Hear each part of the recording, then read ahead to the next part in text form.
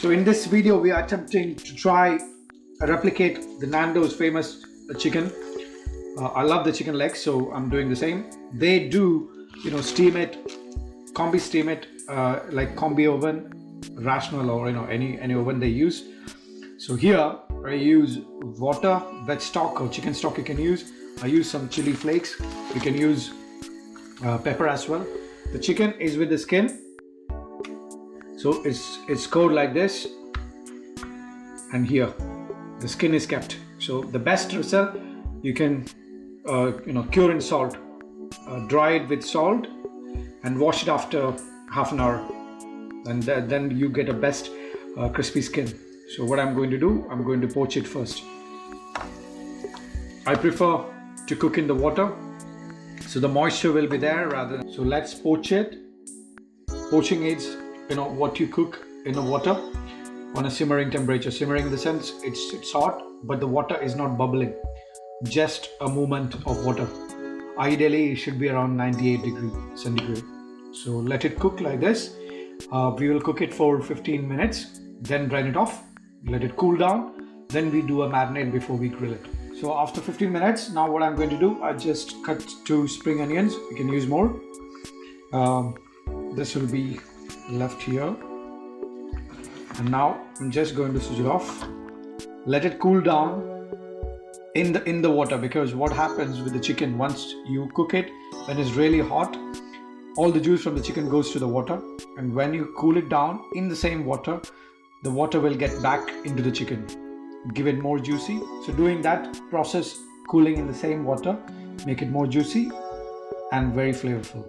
So leave it there. So in the restaurants, if you want to keep the chicken like this, keep it bit of liquid in your container, so that will be moist, it will not be dry. So for the marinade, I use some chili flakes, around 1/4 teaspoon, enough for 3 legs.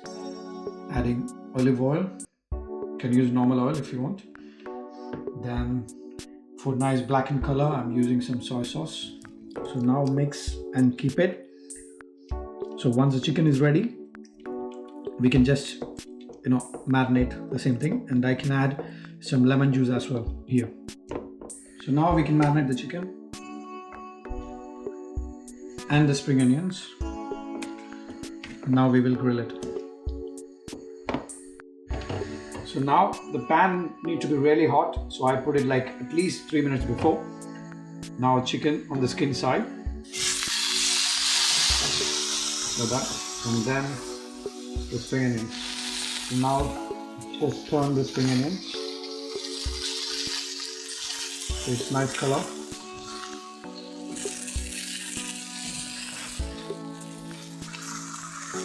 Yeah, very nice. So leave it for 30 seconds and remove the spring onions. For the garnish, we will use chicken. Let it be there. Now let's turn the chicken. Nice grill color, and just grilled on the side. The skin is crispy.